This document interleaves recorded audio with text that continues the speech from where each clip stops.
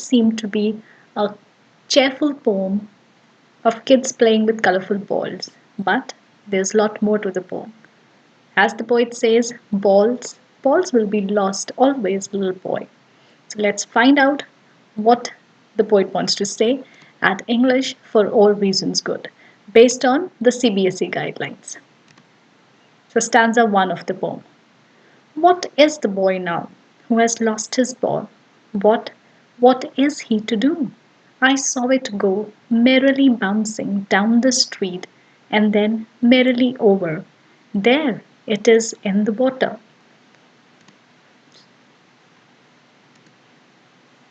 So the opening line of the poem grabs the attention of the reader to the mental state of the boy who has just lost his ball. The poet wants us to imagine the pain, sadness, and gloom that one feels at the loss of a thing one is attached to. What is the boy now? So the poet is standing there and he is watching the boy who has just lost his ball. The poet says, What is he to do? So poet is curious to know what the boy is going to do after losing that ball. So the boy has lost his ball. Since the boy is playing with the boy is a young child. He is immature. And the poet watches the ball go. He witnesses the loss of the boy. He writes next, what is he to do? The repetition of the word what is very significant. As an adult, he knows how it feels at the loss of something. He well knows the feeling of helplessness and sadness that the boy must be going through. But he wants to see how the young boy reacts to the loss. So that is why what he is to do. So as an adult, he knows that when one loses something, one feels sad, but he wants to know how the boy reacts. The poet is curious to know what the boy would do after losing his ball. The ball merrily bounces away from the ball. It goes down the street and then as happily into the water from where it is not possible for the boy to bring it back. The happiness of the bouncing ball is in contrast to the gloomy sadness of the boy after he loses the ball. The ball happily bounces away, unaware of the grief it has caused to the boy. So the first four lines of the poem, once again, let's see. So this is the sad boy looking at the ball. It says, what is the boy now who has lost his ball? So what is the boy now? That means the boy is sad, what the boy is feeling. And next line says, what is he to do? What is now the boy going to do? So I saw it go. I is the poet. So the poet says that he saw the ball going merrily down the street and then again happily over where? Into the water. And there it is in the water from where the boy cannot bring it back. And the poet is waiting there to see how the boy reacts to this loss. So next the poet says, no use to say, oh, there are other balls. An ultimate shaking grief fixes the boy. As he stands rigid, trembling, staring down all his young days into the harbor where his ball went. So the meanings first, grief is sorrow, fixes. Fixes here means to grip. Rigid is fixed, trembling, shaking, and harbor is dock or port. So now here the poet says, as the poet is standing and looking, so as the poet looks on at the boy, he finds that the boy has been overcome with deep grief, and it would be worthless to console the boy at that moment by telling him that he can get another ball or buy another ball. So the poet finds the boy in great shock.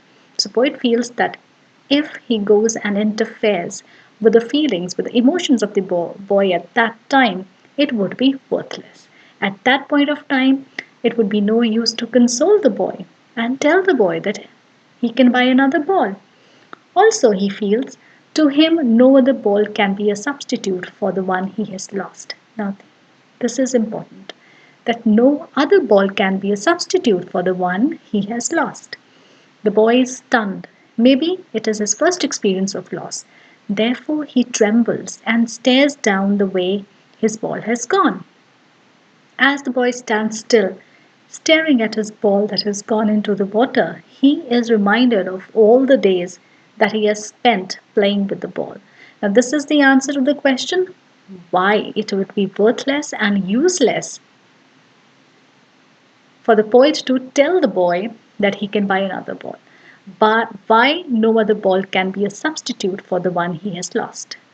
It is because the ball that the boy has lost, many memories of the boy, they were attached to that ball. So as the boy stands still, staring at his ball that has gone into the water, he is reminded of all the days that he has spent playing with the ball. All the memories attached to the ball are revived. He bears the pain of losing his memories with the ball. The ball here symbolizes the childhood of the boy and also the innocence, that is, the immaturity of the childhood. The incident makes the boy mature to understand the loss. So that is why it is important. The losing of the ball here, it also signifies or it also symbolizes that the boy has grown wiser. The boy has learned and has understood loss. Now, next he says, I would not intrude on him. A dime, another ball is worthless. Now he sends his first responsibility. In a world of possessions, people will take balls. Balls will be lost always, little boy. So the poet here says that he would not interfere with the boy's thoughts and emotions. I would not intrude. So I obviously is the poet. So he says that he is not going to interfere with the boy's thoughts and emotions. He doesn't want to explain to the boy that the ball was not worth much or console him by saying that he can buy another ball. So a dime, another ball is worthless. So he says that he's not going to tell to the boy that that the ball was not worth much or console him by saying that he can buy another ball. The poet explains that the boy with the loss of ball has learned his responsibility to take care of the things he loves. So he says that boy has grown up. Boy has learned that he has to be responsible for his own possessions. The boy must also learn that in this materialistic world he will lose his dear possessions. Sometimes his possessions will be taken by people, so people will take balls. So sometimes his possessions will be taken by people. So not all things in this world are going to happen according to his wishes. So he should learn to bear that pain of loss courageously. So he should learn to stand up. He should learn how to bear the loss. And no one buys a ball back. Money is external. He is learning well behind his desperate eyes. The epistemology of loss, how to stand up, knowing what every man must one day know, and most know many days how to stand up.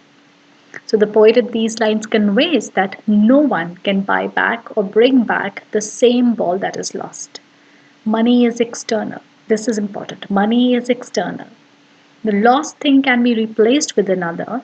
One can buy a new thing with money, but money cannot buy the memories and the time spent with a lost object. So that is why money is external. It cannot bring back emotions. According to the poet, this insignificant incident teaches the boy a life lesson. As he stands helpless and sad at the loss of his ball, he must understand the reality of loss. That is the epistemology of loss. Epistemology is it is a Greek word episteme, which means knowledge. That is why the poet says he must understand the reality of loss. That is knowledge of loss, how to react, how to tackle, how to bear loss. So he should learn to bear the loss boldly. He has learned what all already know. So when he says that knowing what every man must one day know, and most know many days that many people, they already know this. So he has learned what all already know, that in this world people do lose things. It is a way of life. But life doesn't stop with this. Life goes on and people face it boldly. So, in the end, the poet is giving this message that whatever is the loss, life goes on, life moves on, and one has to face it boldly. So the literary devices, first metaphor. So poet uses the device of metaphor when he says balls will be lost always. So balls here actually refer to the material possessions. And when he says all his young days into the harbor were. So he compares the boy's young days or his childhood days with the lost ball. The boy grows up after this incident because he understands what loss is. Then personification, merrily bouncing. So the ball is happily bouncing. So that is obviously personification. Next is transferred epithet. So transferred epithet, I have explained what is the definition in previous poems also. So it is a figure of speech in which a modifier, usually it says an adjective, it qualifies a noun other than the person or the thing it actually is describing in that sentence. For example, desperate eyes. So here in this poem, obviously desperate is not meant for the eyes. The boy is desperate, boy is feeling helpless. Similarly, shaking grief. So grief cannot shake. So it is the boy who is shaking with grief. So this shaking word and this desperate word, it is for the boy and not for eyes, and in this case not for grief. So therefore it is transferred epithet. Next comes enjambment. So enjambment is when one sentence it moves on or runs into the next sentence without any punctuation mark, like here I saw it go merrily bouncing down the street and then merrily over there it is in the water. So these first sentence is running into the second, second into the third. Therefore, it is enjambment. Repetition. So balls, balls, and what. So that is repetition. Anaphora. Anaphora is when two successive sentences they begin with the same word. So in the beginning, the word should be the same. Like here, what, and then the next two lines it's merrily, merrily. So this is anaphora. Symbolism is important. So symbolism is a literary device that uses symbols. So symbols, they can be words, people, marks, locations, or even abstract ideas to represent something beyond the literal meaning. So whatever is the literal meaning of that word or of that mark or of that location, so in the poem or the text where it is used, it is actually pointing to some other meaning. For example, here the loss of balls symbolizes the loss of innocence and childhood. It also symbolizes the loss that money cannot buy back. So that loss which money cannot buy back, it is also your loved ones, your dear possessions, your emotions and your feelings attached to it. So now metaphorical interpretation of the poem. Actually the poem overall it is a metaphor. Ball is a metaphor for everything that is our dear possession. The poet through ball suggests the loss of our loved ones to death. So even our loved ones, they are going to be taken away from us by death. So when the poet says he learns his responsibility, he explains that it is our duty to take care of our loved ones. But then he also writes people will take balls. So again suggesting that though it is our duty to take care of our relations and our possessions so that are very close to us, we will lose them one day. So man is a mortal creature. His end is inevitable. So we must learn to deal with the loss and move on. Now, tone and mood of the poem. So, tone obviously, as we were reading, so it's not a playful poem. It is serious, solemn, grave, and sad with a very deeper meaning. It talks about a young boy learning to deal with loss. So, the boy learned this in a hard way. But the tone in the end it changes to encouraging with a message that one should learn how to deal with that loss. One should move on. Life doesn't come to an end. So, overall, the tone and the mood will be serious. Now comes the theme. The pain of loss is hard to bear. So, this is for everyone. So, in the poem, the boy realizes and goes through this pain on losing his ball. With the loss of the ball, the boy understands his responsibility of taking care of his possessions and learns a lesson of life too. He realizes that he cannot buy or get back the same ball with any amount of money. With this wisdom, the boy steps out of his childhood innocence and realizes another truth, that is, the loss of our loved ones. The ball symbolizes our family and near and dear ones whom we love. We take care of them, but one day they will die. So the poet, while describing the pain of loss, explains that sooner or later one will overcome the feelings of grief and sorrow and will continue to live his life again. The boy too must learn this. So this is the theme of the poem. Now, the self evaluation test. So, I have given the questions here, and answers obviously I'll be giving in the next video. But all the answers, if you will read the explanation carefully, you will get all the answers in the explanation. So, these are the questions. Try to answer them.